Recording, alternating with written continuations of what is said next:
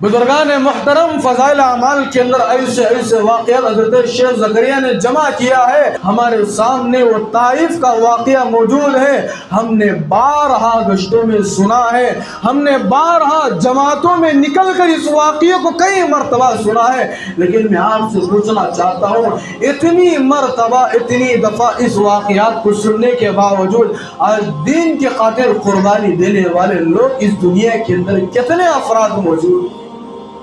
آج دین مٹ رہا ہے, آج دین ضائع ہو رہا ہے, آج دین بدنام ہو رہا ہے, نبی کا دین کو ختم کیا جا رہا ہے.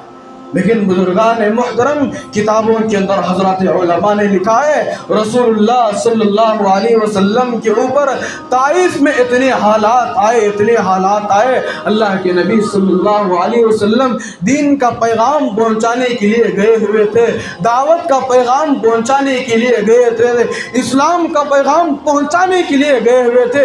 اس نیت سے گئے ہوئے تھے کہ کوئی میرا بھائی میری بات کو قبول کر لے اور ہمیشہ کے لیے جہنم سے بچ جائے, ہمیشہ کے لیے اللہ کے عذاب سے بچ جائے, ہمیشہ کے لیے اللہ کے عذاب سے چھٹکارا پالے. اس نیت سے, اس غرض سے رسول اللہ صلی اللہ علیہ وسلم طائف کی وہ وادیوں میں سفر کرتے ہیں, طائف کی وہ گلیوں میں جاتے ہیں, طائف کی وہ گلیوں میں چکر لگاتے ہیں. لیکن بزرگان محترم بعض کفار مکہ وہ ہوتے ہیں اللہ کے نبی صلی اللہ علیہ وسلم کو اتنی تکلیف پہنچاتے ہیں, اتنے پتھروں سے مارتے ہیں, اتنی اذیتیں پہنچاتے ہیں. میں آپ کو کیا بتاؤں, روایتوں کے اندر موجود ہے اللہ کے نبی صلی اللہ علیہ وسلم پر اتنے پتھر پڑے, پھر بھی اس کے باوجود اللہ کے نبی نے دین سے کبھی منہ نہیں موڑا. کبھی مایوس ہو کر اللہ کے نبی نہیں بیٹھے, ارے یہ کفار مکہ, میں ان کے بارے میں بھلائی چاہ رہا ہوں, یہ میرے بارے میں برائی چاہ رہے ہیں, میں ان کے بارے میں اچھائی چاہ رہا ہوں, یہ میرے بارے میں غلط سوچ رہے ہیں, میں ان کے بارے میں اچھا گمان رکھ رہا ہوں, یہ میرے حق میں غلط فیصلے کر رہے ہیں. بزرگان محترم مسلسل اللہ کے نبی دعوت دیتے ہیں, لیکن اتنی تکلیف دیتے ہیں, اتنے پتھر برساتے ہیں, اتنے پتھروں سے مارتے ہیں. بزرگان محترم کتابوں کے اندر لکھا ہے اللہ کے نبی صلی اللہ علیہ وسلم کے پیر کی جو پنڈلیاں ہوتی ہیں وہ خون سے لہو لہان ہو جاتی. لیکن وہ کفار مکہ وہ نبی کو نہیں پہچان سکے, وہ کفار مکہ نبی کے مقام کو نہیں پہنچا سکے, وہ کفار مکہ نبی کی فضیلت کو نہیں پہچان سکے. اللہ کے نبی پر پتھر برسائے گئے, یہاں تک کہ حضرات علماء نے لکھا ہے اللہ کے نبی صلی اللہ علیہ وسلم جو چپل پہنے ہوئے تھے, جو جوتا پہنے ہوئے تھے, کفار مکہ نے اتنا مارا اللہ کے نبی صلی اللہ علیہ وسلم کے پیروں سے خون نکلنے لگا, خون کے فوارے پھوٹنے لگے. یہاں تک کہ بتایا جاتا ہے وہ جو خون ہوتا ہے پیروں کا خون, جو چپل پہنے ہوئے تھے رسول اللہ صلی اللہ علیہ وسلم, خون سے وہ چپل تک چمڑ گیا.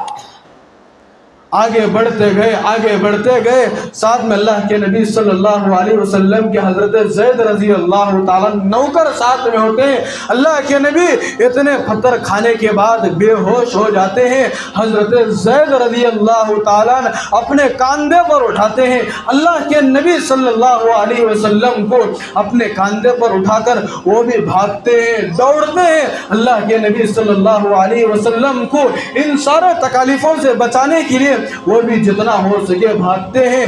دیکھتے ہیں کہ سامنے ایک باغ نظر آتا ہے. اللہ کے نبی صلی اللہ علیہ وسلم کو حضرت زید رضی اللہ تعالی لے کر اس باغ کے اندر داخل ہو جاتے ہیں. وہ باغ کسی فاضل کا نہیں ہوتا, وہ باغ کسی عام آدمی کا نہیں ہوتا, وہ باغ کسی اچھے آدمی کا نہیں ہوتا, وہ باغ کسی دیندار آدمی کا نہیں ہوتا. کتابوں کے اندر حضرات علماء نے لکھا ہے وہ جو باغ کے اندر اللہ کے نبی کو لے کر حضرت زید داخل ہوئے تھے, لکھا ہے کہ وہ باغ عتبہ بن ربیعہ کا باغ ہے. حضرت نہیں عتبہ بن ربیعہ جو اسلام کا دشمن ہے، جو دین کا دشمن ہے، یہاں تک کہ رسول اللہ صلی اللہ علیہ وسلم کے جان کا بھی دشمن ہے، ایسے دشمن کے باغ میں حضرت زید کو چونکہ علم نہیں تھا، حضرت زید کو پتہ نہیں تھا کہ یہ باغ فلاں آدمی کا ہے، یہ باغ فلاں دشمن کا ہے، دو دشمن اللہ کے نبی کا ہے، حضرت زید کو معلوم نہیں تھا، لیکن جان بچانا ہے، جان کا مسئلہ ہے، عزت کا مسئلہ ہے، آبرو کا مسئلہ ہے۔ حضرت زید داخل ہونے کے بعد فوراً اندر داخل ہوتے ہیں، دیکھتے ہیں کہ بڑے بڑے انگور کے جھاڑ ہوتے ہیں، انگور کے درخت لگے ہوئے ہوتے ہیں۔ اللہ کے نبی صلی اللہ علیہ وسلم بے ہوش ہو چکے ہیں، اتنے پتھر کھائے ہیں کہ بے ہوش ہونے کے بعد حضرت زید ایک انگور کے درخت کے نیچے اللہ کے نبی کو لٹاتے ہیں، کچھ دیر وہاں پر رکتے ہیں۔ وہ عتبہ بن ربیعہ جو اسلام کا دشمن ہے، اس کو معلوم ہوتا ہے کہ یہاں پر ایک آدمی جو زخمی پڑا ہوا ہے وہ دوڑتے ہوئے آتا ہے، آ کر دیکھتا ہے یہ کون سا آدمی ہے، اتنا بڑا زخم اس کو پہنچا ہوا ہے۔ اس کو معلوم ہو جاتا ہے یہ تو میرے اور آپ کے آقا جناب محمد الرسول اللہ صلی اللہ علیہ وسلم ہے۔ اللہ اکبر۔ وہ کہتا ہے ارے کفار مکہ نے اس پیغمبر کی حالت کو کیا کر دیا، کون کہہ رہا ہے جو نبی کا دشمن ہے، دین کا دشمن ہے، اسلام کا دشمن ہے۔ جب اللہ کے نبی صلی اللہ علیہ وسلم کی اس کیفیت کو دیکھتا ہے، اللہ کے نبی صلی اللہ علیہ وسلم کی اس اذیت کو دیکھتا ہے، اتنے پتھر جو کھائے ہیں، یہ سارے لہو لہان جو خون بہہ رہا تھا، جب ان چیزوں کو دیکھتا ہے، وہ اسلام قبول نہیں کیا ہوا تھا۔ اللہ کے نبی کی اس حالت کو دیکھ کر اس کے پاس موقع تھا، اگر وہ چاہتا تو اس وقت اللہ کے نبی صلی اللہ علیہ وسلم کو قتل کر سکتا تھا، لیکن بزرگان محترم اللہ کے نبی کی اس حالت کو دیکھ کر، اس کیفیت کو دیکھ کر اس ظالم کا بھی، اس دین کے دشمن کا بھی دل نرم پڑ گیا، اور وہ سوچنے لگا ارے یہ طائف والوں نے نبی کے ساتھ کیا معاملہ کر دیا، طائف والوں نے نبی کے ساتھ کیسا برا سلوک کیا ہے، نبی کے ساتھ کیسا غلط سلوک کیا ہے۔ وہ فوراً جاتا ہے، ابھی اپنے ہی باغ کے اندر دو چار قدم آگے بڑھتا ہے اور اپنے ہی درختوں سے کچھ انگور نکالتا ہے، اور نکالنے کے بعد وہ سوچتا ہے اگر میں یہ انگور پیش کروں، ہو سکتا ہے کہ نبی، پہلے تو میں نبی کا دشمن ہوں، اگر اس انگور کو پیش کروں تو اللہ کے نبی ہو سکتا ہے کہ میرے اس انگور کو رد فرما دیں گے، ہو سکتا ہے کہ اللہ کے نبی میرے اس باغ کے انگور کو کھانے سے منع فرما دیں گے۔ اس باغ کے اندر عتبہ بن ربیعہ کا ایک نوکر ہوتا ہے، ایک مالک ہوتا ہے، ایک غلام ہوتا ہے، یہ کام کرنے والا شخص ہوتا ہے۔ وہ اپنے خادم سے کہتا ہے، اس کا نام ہوتا ہے عداس، عداس کو بلاتا ہے، اے نوکر، اے عداس، جلدی سے ایک چھوٹی سی پلیٹ لے کر آ، یا ایک چھوٹا سا بھگونا لے کر آ، یا ایک چھوٹا سا برتن لے کر آ۔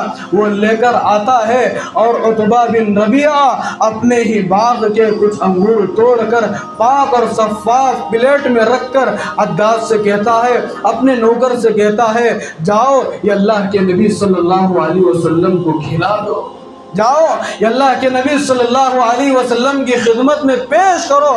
اور عتبہ بن ربیعہ یہ دین کا دشمن ہے، یہ کہہ کر اپنے نوکر سے بھیجتا ہے، اے عداس، یہ کہہ دینا اللہ کے نبی سے، عداس حضرت زید سے رضی اللہ تعالیٰ عنہ سے کہہ دینا کہ اس انگور کو رد نہ فرمانا، اس انگور کو منع نہ فرمانا، اس انگور کو کھا لینا۔ وہ عداس آتا ہے، عتبہ بن ربیعہ کا نوکر آ کر دیکھتا ہے، اللہ کے نبی صلی اللہ علیہ وسلم کی اس کیفیت کو دیکھتا ہے، دیکھ کر اللہ کے نبی صلی اللہ علیہ وسلم کے قدموں میں پڑ جاتا ہے، کافر ہے، اسلام قبول نہیں کیا ہے۔ اللہ کے نبی کی اس حالت کو دیکھ کر، اس کیفیت کو دیکھ کر اتنے پتھر مارے گئے، اتنے پتھر برسائے گئے کہ خون سے جو چپل پہنے ہوئے تھے، چپل چپک چکے ہیں، جوتے لگ چکے ہیں۔ اس کیفیت کو دیکھ کر, اس بے ہوشی کو دیکھ کر, اس تاریکی کو دیکھ کر وہ عداس اللہ کے نبی صلی اللہ علیہ وسلم کی خدمت میں پیروں کے نیچے پڑ جاتا ہے. اور اسی وقت اس کیفیت کو دیکھ کر, چونکہ کفار تھا, کافر تھا, اسلام میں داخل نہیں ہوا تھا, اللہ کے نبی کی اس کیفیت کو دیکھ کر اسی وقت انگور دینے کے لیے آیا ہوا تھا. جب واپس لوٹتا ہے اسلام قبول کر کے لوٹتا, انگور دینے کے لیے آیا ہوا تھا. اللہ کے نبی کی اس کیفیت کو دیکھ کر اسلام کو قبول کر لیا, دین کو قبول کر لیا. بزرگان محترم, یہ تھی دین کو پہنچانے کی قربانی. اللہ کے نبی صلی اللہ علیہ وسلم نے اس دین کو حضرت صحابہ کرام تک پہنچایا, حضرت صحابہ کرام نے تابعین تک پہنچایا, تابعین نے تبع تابعین تک پہنچایا. یہ دین میرے اور آپ تک جو پہنچا ہے ایسے ہی بڑی قربانیوں سے پہنچا ہے. بزرگان محترم, اللہ کے نبی کی فکر دنیا میں یہی تھی کہ میری امت کا کیا حال ہوگا. یہ دنیا کی بات ہے, آخرت کا معاملہ اٹھا لیجئے. قیامت کے دن نفسا نفسی کا عالم ہوگا. ہر آدمی کی زبان پر ارے میں اور آپ انسان ہے چھوڑ دیجئے, وہاں پر تو نبیوں کی یہ حالت ہوگی. ہر نبی کی زبان پر یہی الفاظ ہوں گے, ہر نبی کی زبان پر یہی لفظ ہوگا, یا ربی نفسی نفسی, یا ربی نفسی نفسی. ہر نبی کی زبان پر یہ جملہ ہوگا. کتنے پیغمبر گزرے ہیں, کتنے نبی گزرے ہیں, ہر نبی کی زبان پر یہ جملہ ہوگا, ہر نبی کی زبان پر یہی الفاظ نکل رہے ہیں. ہر آدمی پریشان ہے کہ آج میرا کیا حال ہوگا, آج میرا حق میں کیا فیصلہ ہوگا, آج میری زندگی کی ہسٹری مجھے سامنے نظر آ رہی ہے. ایک طرف جنت کو دیکھ لیتا ہے, ایک طرف جہنم کو دیکھ لیتا ہے. ہر آدمی پریشان ہے. ارے میں اور آپ عام آدمی ہیں, عام انسان ہیں, وہاں پر تو نبیوں کی ایسی حالت ہوگی. حضرت علماء فرماتے ہیں حضرت عیسیٰ خود اپنی زبان سے کہیں گے, اللہ میں اپنی ماں مریم کا بھی آج سوال نہیں کرتا. حضرت موسیٰ کلیم اللہ سے باتیں کرنے والے جلیل پیغمبر گزرے ہیں, وہ کہیں گے موسیٰ کلیم اللہ میں آج کسی کے بارے میں سوال نہیں کرتا. اللہ سے باتیں کرنے والے نبی کیا کہہ رہے, یا رب نفسی, اللہ آج میں کسی کے بارے میں سوال نہیں کرتا, میری جان بچا لے, یہی بات بول کا. وہاں ایسا قیامت کا منظر ہوگا. آگے بڑھ کر بزرگان محترم, بہت سارے لمبی ہسٹری ہے, اگلی جمعہ میں آپ کے سامنے عرض کروں گا, چونکہ وقت کا تقاضا ہوتا ہے. آدھے گھنٹے میں ہم کچھ بیان نہیں کر سکتے. یہ ایسی سیرت ہے رسول اللہ صلی اللہ علیہ وسلم کی, گھنٹوں گھنٹوں بیان کرنا پڑتا ہے. قیامت کا منظر کیسا ہوگا, قیامت کی وہ ہولناکیاں کیسے ہوگی, ہر نبی کی زبان پر یہ جملہ ہوگا. لیکن آخر میں میرے اور آپ کے آقا جناب محمد الرسول اللہ سب کہہ دو ایک مرتبہ صلی اللہ علیہ وسلم, ایسے ہولناکیوں کے وقت میں, ایسے پریشانی کے عالم میں, ایسا نفسی کے عالم میں اللہ کے رسول صلی اللہ علیہ وسلم کی زبان پر کون سا جملہ ہوگا. جب وہ جملہ اللہ کے نبی صلی اللہ علیہ وسلم کی زبان سے نکلے گا, پورے کے پورے انسانوں کی نظر حیران ہو جائے گی, پریشان ہو جائے گی, اور یہ سوچنے پر مجبور ہو جائے گی. ہر نبی کی زبان سے یہ لفظ نکل رہا ہے, یا ربی نفسی, یا ربی نفسی, لیکن یہ کون سا نبی ہے, وہ کیا کہہ رہا ہے. اگلی جمعہ اس جملے کے ساتھ میں حاضر ہوں گا. بزرگان محترم, آپ سے درخواست ہے اگلی جمعہ آپ وقت پر تشریف لائیے. میری آپ سے ایک عاجزانہ درخواست ہے, عاجزانہ گزارش ہے, بہت ہی ادب کے ساتھ میں آپ سے کہنا چاہتا ہوں. جیسے ہی ہم جمعے کی اذان سن لیتے ہیں, فوراً اگر ہم مسجد کو آ جائے, کافی باتیں ہمارے علم میں آ جائے, اور پورے اطمینان کے ساتھ اگر ہو سکے تو اذان جمعہ سے پہلے مسجد کو آئیے, صلاۃ التسبیح کی نماز پڑھ لیجئے, یا کچھ صلاۃ التسبیح کی نماز اگر آپ نہیں پڑھ سکتے, تحیۃ الوضو پڑھیے, تحیۃ المسجد پڑھیے, 2-4 رکعت نماز پڑھ کر اللہ کے سامنے دعائیں کیجئے. اگر آپ پورا مجمع اگر وقت پر آ جائے, 12:40 یا 12:45 پر بھی اگر آ جائے, الحمدللہ ہم 1 گھنٹہ آپ کے سامنے, یا 1.5 گھنٹہ اگر آپ اجازت دے تو ہم آپ کے سامنے بیان کر سکتے.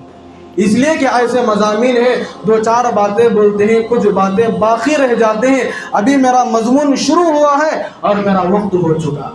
انشاءاللہ اگلی جمعہ مجھے امید ہے آپ حضرات انشاءاللہ اذان سنتے ہی فوراً مسجد میں آ جائیں گے، اور اگلی جمعہ میں اس عنوان کے ساتھ حاضر ہوں گا۔ اللہ کے نبی کی زبان پر وہ کون سا جملہ ہوگا جس جملے کو سن کر ساری امت کی نظریں اس نبی کے پاس جائے گی، اس نبی کے اوپر پڑے گی؟ انشاءاللہ اگلی جمعہ حاضر ہوں گا۔ اللہ پاک سے دعا فرمائے اللہ پاک مجھے اور آپ کو کہنے سننے سے زیادہ تمام باتوں پر عمل کرتے ہوئے دین کے خاطر ہر طرح کی قربانی مجھے اور آپ کو دینے کی توفیق عطا فرمائے۔ آمین۔ وآخر دعوانا ان الحمد للہ رب العالمین۔